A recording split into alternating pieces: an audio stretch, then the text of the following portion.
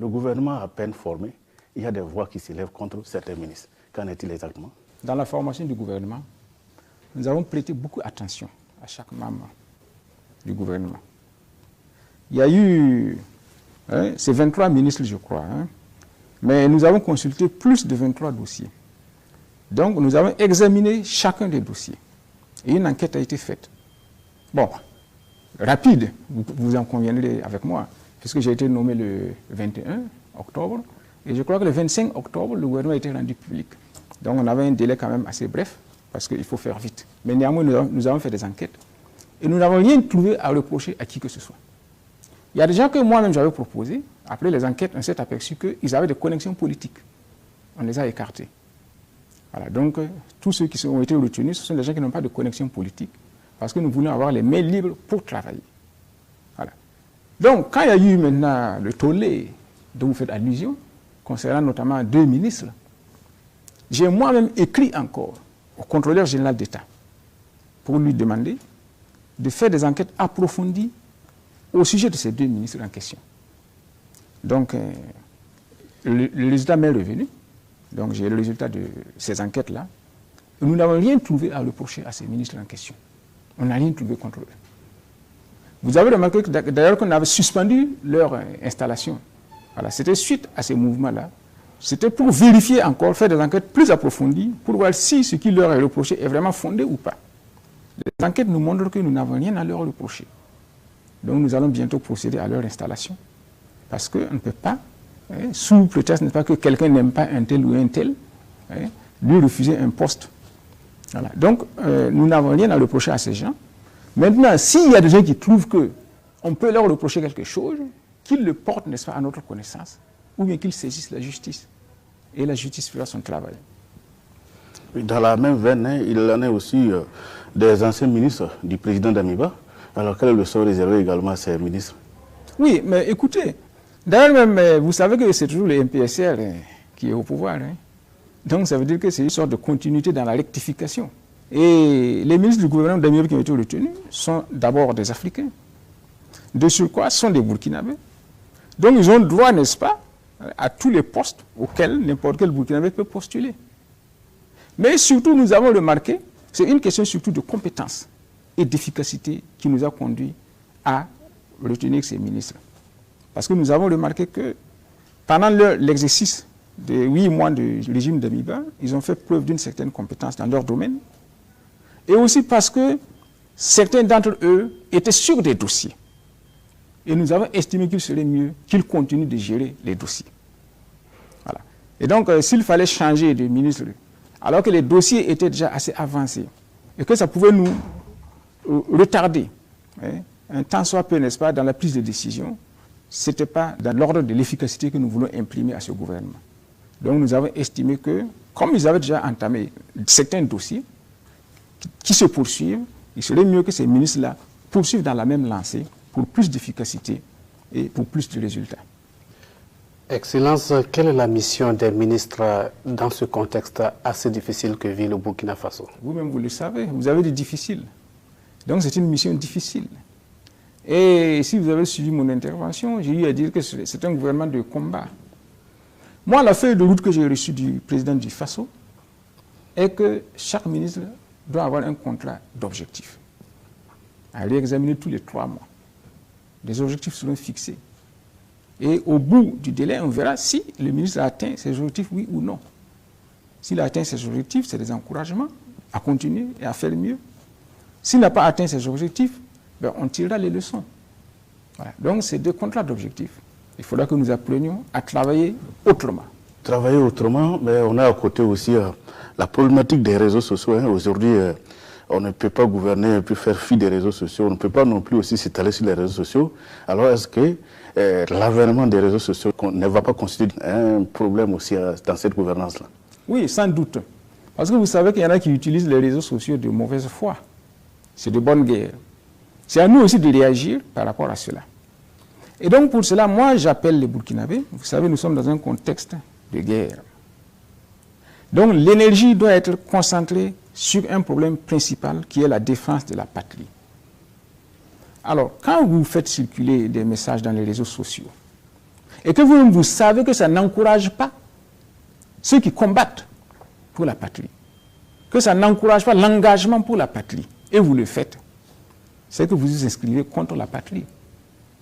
Donc moi, je voudrais attirer l'attention de tous ceux qui utilisent les réseaux sociaux à faire attention sur les messages qu'ils diffusent et qu'ils partagent. Et sur les émetteurs de ces réseaux sociaux, à se poser la question de savoir quel est l'objectif que nous recherchons. Donc ça demande une certaine responsabilité et une certaine responsabilisation de tout le monde. Je voulais attirer l'attention de la population sur le fait que tout ce qui circule sur les réseaux sociaux ne sont pas corrects, ne sont pas vrais. Il y a de faux messages. Donc c'est pas parce que vous avez reçu un message que vous allez croire que c'est vrai nécessairement. Il faut vérifier l'information. Prenez le soin de vérifier. Est-ce que ce qu'on m'a transmis, c'est vrai ou c'est faux? Et avant de partager, vérifier. Est-ce que c'est vrai ou c'est faux? Est-ce que ça va dans l'intérêt de la nation, oui ou non? Surtout, il faut savoir aussi que nous sommes ici au Burkina Faso, à Ouagadougou, qui est un enclos de paix dans un pays en guerre. Donc nous utilisons les réseaux sociaux comme nous voulons. Sachez que ceux qui nous combattent utilisent les mêmes réseaux sociaux, envoient les informations par les mêmes réseaux et essayent de voir comment, à travers les réseaux sociaux qui se diffusent ici, comment ils peuvent les utiliser contre nous. Il faut avoir toujours cela à l'esprit. Donc, c'est-à-dire, moi j'appelle chacun à plus de responsabilité dans l'usage des réseaux sociaux. Et à savoir que si vous êtes là en train d'utiliser des réseaux sociaux comme vous voulez, c'est parce que le territoire existe. S'il n'y a plus de Burkina Faso et que tout le monde doit disparaître et se chercher ailleurs, vous allez utiliser les réseaux sociaux et puis diffuser vos messages à qui? Donc, la priorité des priorités, c'est conserver notre pays, défendre notre souveraineté. Et là, maintenant, chacun pourra faire comme il veut. Le Burkina Faso est en guerre, vous l'avez dit. Quelle est la situation des opérations sur le terrain? Les opérations se poursuivent avec succès, même si de temps en temps, nous enregistrons quelques échecs quelque part, parce qu'il faut savoir que l'ennemi aussi essaye de ne pas nous donner la tâche facile. Voilà. Donc il y a parfois des groupes, n'est-ce pas, qui sont suscités ici et là, pour nous donner du fil à retordre. Mais sachez que, bon, nous sommes mobilisés, et surtout le chef de l'État en a fait, n'est-ce pas, son cheval de bataille. Donc je pense que vous pouvez être confiants. Nous allons affronter encore des difficultés, mais au bout du chemin, je pense que le soleil rayonnera. La situation des acquisitions du matériel de sécurisation sur le territoire, qu'en est-il aujourd'hui? Oui, ça je peux vous dire que nous avons fait des acquisitions assez solides, assez consistantes, et ça se poursuit. Voilà. D'ailleurs, le chef de l'État est sur ce dossier. Donc sur ce plan-là, vous pouvez vous rassurer, ça va se poursuivre. Le Burkina est prêt pour la guerre? On sera prêt. Il faut dire que nous avons hérité d'une situation qui n'était pas très confortable. Donc, en très peu de temps, le chef de l'État a essayé d'y remédier et il a essayé encore de lancer d'autres opérations d'acquisition. Et sur ce plan-là, je pense que bientôt, vous en entendrez parler quand il y aura des effets sur le théâtre des opérations. Il y a une opération de recrutement de 50 000 VDP. Qu'est-ce qui justifie cette opération de recrutement? Ben, écoutez, je vais vous dire une chose. Il y en a qui disent qu'il faut appeler tel pays pour venir nous aider à nous battre. Certains disent qu'il faut appeler tel autre. Nous sommes convaincus que c'est à nous de défendre notre pays. Nous sommes convaincus que personne ne peut faire le bonheur des Burkinabés à leur place. Donc c'est aux Burkinabés d'abord de défendre leur territoire. Si quelqu'un vient défendre ce territoire à notre place, vous pensez qu'il va nous laisser notre souveraineté? Donc c'est à nous de défendre d'abord notre territoire. C'est pour cela que nous appelons tous les Burkinabés à s'engager sans discrimination d'âge ni de sexe pour la défense du territoire. Et c'est pour cela que cette opération de recrutement de 50 000 VDP est lancée. Et quel est l'avenir de ceux déjà engagés? Écoutez, le chef de l'État m'a assuré que désormais, les recrutements dans l'armée se feront à travers les VDP. C'est-à-dire, on n'ira plus dans les villages pour recruter des gens, etc. etc. Ce sera ceux qui se seront déjà montrés comme volontaires de défendre la patrie qui intégreront l'armée au fur et à mesure. C'est ainsi que cela se fera maintenant. Donc, leur avenir, je peux vous dire que c'est presque garanti, parce qu'ils seront prioritaires dans l'intégration dans l'armée. Voilà. Donc, c'est ainsi que cela va se passer. Et je pense que c'est une bonne opération, parce que ce sont des gens qui auront déjà eu l'expérience du feu. Et ainsi, nous pourrons avoir une armée beaucoup plus opérationnelle. Donc, l'avenir de ces VDP-là, bon, c'est leur intégration dans l'armée. Oui, leur intégration dans l'armée, on a vu aussi par le passé avec l'expérience des CDR, c'est avec le recrutement tout azimut de VDP, il n'y aura pas des exactions sommaires. Ben, écoutez, avant le recrutement des VDP, je pense qu'il n'y a pas longtemps qu'on a commencé à recruter les VDP. Hein. Sous le long rail de Blaise Compaoré, il n'y avait pas de VDP. Mais vous avez remarqué qu'il y avait des exactions des militaires contre les civils. Oui, vrai ou faux? Hein? Je vous pose la question, vrai ou faux? Vous le dites. Ça veut dire que ce n'est pas les VDP seulement qui peuvent commettre des exactions. Voilà. Donc, toute œuvre humaine étant par nature imparfaite, il est possible qu'il y ait des exactions de la part des VDP. Mais nous prendrons les dispositions pour leur formation, pour leur encadrement et pour limiter autant que possible les dérapages. On ne peut pas vous dire qu'il n'y aura pas de dérapage. Voilà. Même au Vatican, il y a des dérapages. Même au niveau des imams, il y a des dérapages. Voilà. Mais notre objectif, ce sera de donner la formation et l'encadrement nécessaires pour limiter au maximum tout dérapage de la part non seulement des VDP, mais de tout homme de tenue. Et de faire en sorte que les exactions qu'on constatait de temps en temps, parce que des corps habillés ont fait ceci, parce qu'ils n'étaient pas contents, que cela prenne fin. Et que nos populations civiles puissent enfin vivre en toute tranquillité et avoir confiance en leur armée et dans leurs forces paramilitaires. Monsieur le Premier ministre, la question de la coopération internationale, quel type de coopération faut-il au Burkina Faso pour remonter la pente? Non, pourquoi remonter la pente? Est-ce qu'on vous a dit qu'au niveau de la coopération internationale, la pente est basse? Donc, c'est l'intérêt du Burkina Faso d'abord. Toute coopération qui peut servir l'intérêt du Burkina Faso est la bienvenue. Que ce soit X ou bien Y, c'est-à-dire toute coopération qui peut contribuer à renforcer la souveraineté du Burkina Faso, à améliorer les conditions de vie. J'ai défini 3 objectifs pour mon gouvernement. Toute coopération qui va entrer dans ce cadre est la bienvenue, d'où qu'elle vienne. Mais nous tenons à ce que chaque partenaire soit loyal avec nous. Que chaque partenaire soit loyal. Nous ne voulons pas, n'est-ce pas, qu'on vienne dire qu'on va vous aider à faire ceci, et puis derrière le dos, on fait autre chose. Non. Donc nous tenons à ce que chaque partenaire soit loyal avec nous. Et c'est à l'aune de cela que nous allons renforcer ou bien réduire notre coopération avec nos partenaires internationaux. Excellence, la question est assez délicate. Pas plus tard qu'hier, des gens sont sortis encore pour exiger, sinon même pour faire un choix. Donc aujourd'hui, quel est cet appel donc, que vous avez à l'endroit de cette population pour qu'effectivement cette population marche sur la même direction que vous aurez souhaité? Soyez plus explicite. Parce que hier déjà, il y a une population qui est sortie pour demander à ce que ce soit la Russie ou rien. La Russie ou rien, ça veut dire quoi? Ça veut dire qu'on coupe tout. On coupe nos rapports avec les États-Unis, avec l'Allemagne, avec le Japon, avec l'Italie, avec la Suisse, et puis on coopère uniquement avec la Russie. C'est ce que ça veut dire? Je ne sais pas. En tout cas, ce qui est sûr, ils ont cité la France n'a qu'à quitter, et en lieu près de la France, la Russie. Alors aujourd'hui, le message que vous avez pour que effectivement, vous soyez en adéquation avec cette population, très content donc de la prise du pouvoir. Si je vais vous dire une chose. Hein. Nous sommes coopérants avec la Russie depuis longtemps, depuis le temps de l'Union soviétique. Hein. C'est en 1967 que les relations ont été nouées entre la haute volta de l'époque et l'Union soviétique. Je vous ai déjà expliqué cela. Et vous savez qu'il y a beaucoup de voltaïques et de Burkinabés qui ont fait leurs études en Union soviétique et en Russie, à l'université Patrice Lumumba de Moscou. Hein? Il y a beaucoup de cadres actuellement qui ont fait leurs études en Union soviétique. Nous n'avons pas attendu ces marcheurs-là pour avoir des relations avec la Russie. Voilà. Donc ces relations existent déjà, comme les relations avec d'autres partenaires. Mais momentanément, périodiquement, nous évaluons nos rapports avec chaque partenaire pour voir quels sont les côtés qu'il faut renforcer, quels sont les côtés qu'il faut abandonner, etc.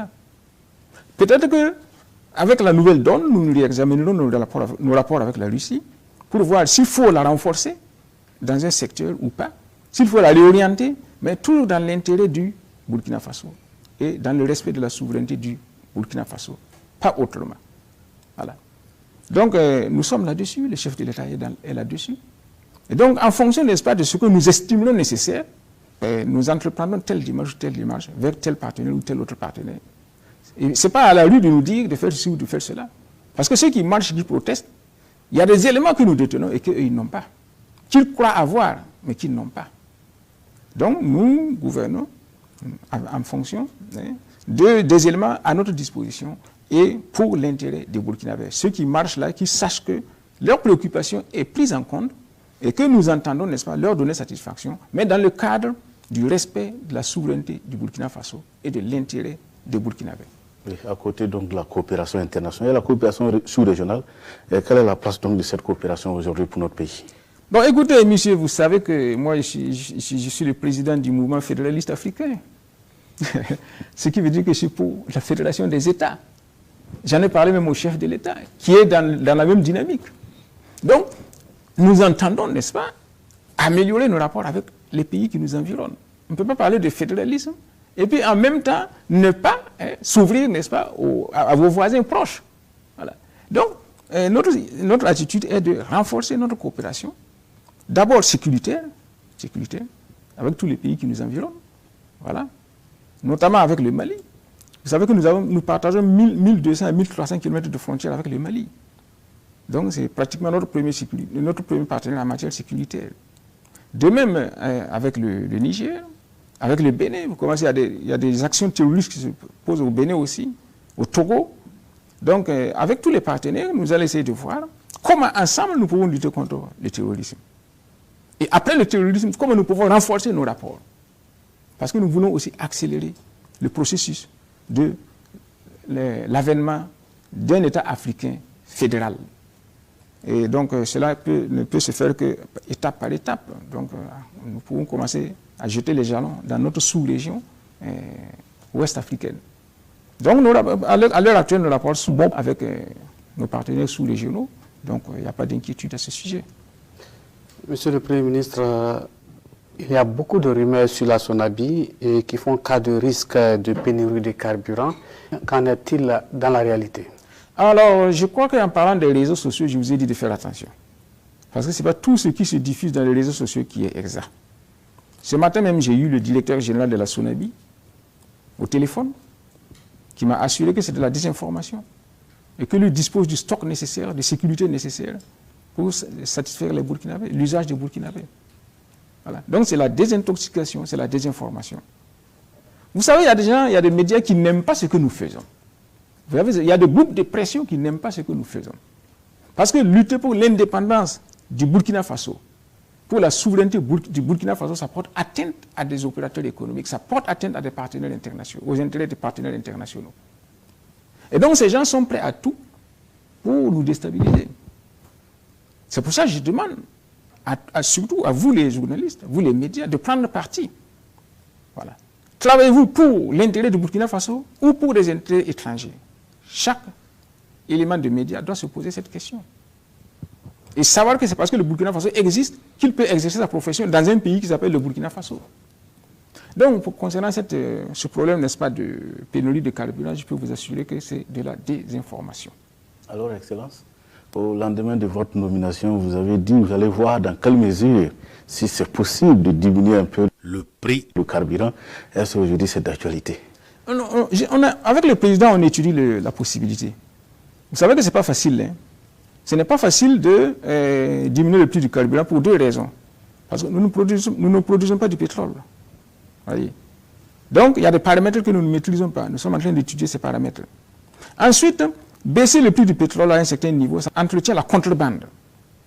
Ça veut dire que l'État burkinabé va subventionner le prix du pétrole, qui va baisser. Et s'il baisse par rapport au niveau du prix dans les pays voisins, qu'est-ce qui se passe? Les gens viennent acheter le pétrole ici pour aller le revendre dans les pays voisins. Alors que, donc, c'est l'État burkinabé qui va subventionner maintenant le prix de l'essence pour des pays voisins. Je ne sais pas si vous suivez ma logique. Donc, c'est très délicat. Il faut savoir jouer, n'est-ce pas, dans le prix du pétrole. Mais nous allons essayer de voir avec le chef de l'État dans quelle mesure on pourra intervenir dans ce domaine. Mais je ne vous donne pas de garantie, mais sachez que nous sommes sur le dossier. Okay. Autre point de cet entretien, Monsieur le Premier ministre, c'est pourquoi le président n'a toujours pas prononcé, en tout cas un discours à la nation depuis, donc, après son investiture. Oui, mais écoutez, si vous avez, quand le président a prêté serment devant le Conseil constitutionnel, il a fait un discours. Il a tracé les grandes lignes. Voilà. Et d'ailleurs, je peux vous dire que ça ne saurait tarder. Mais actuellement, le président, il n'a pas ce temps. Il y a des priorités actuellement. Je vous ai dit que son domicile même était un état-major. Il y a des préoccupations. Quand vous discutez avec lui actuellement, là, c'est tel point, il y a ici, il faut aller là-bas, il faut aller là-bas. Actuellement, il n'a pas le temps pour cette cérémonie que je dirais protocolaire. Mais ça ne saurait tarder. Et parce que tout le monde connaît les priorités du Burkina Faso. On n'a pas besoin que le chef de l'État se prononce là-dessus. Tout le monde connaît les priorités actuelles du Burkina Faso. C'est la sécurisation. Ce qui préoccupe le président à l'heure actuelle, c'est faire en sorte que les vies soient sauves. Que chaque jour qui passe, nous n'ayons pas à déplorer encore des morts des victimes du terrorisme. C'est ça d'abord sa principale préoccupation. Mais néanmoins, je pense que dans les prochains jours qui viendront, bon, il sacrifiera à cette cérémonie et peut-être que ça vous donnera satisfaction. Alors, Monsieur le Premier ministre, le gouvernement est installé avec un agenda assez précis. Quelle peut être la place du peuple burkinabé dans la réussite de votre mission? Centrale, c'est au peuple de contribuer à la mission.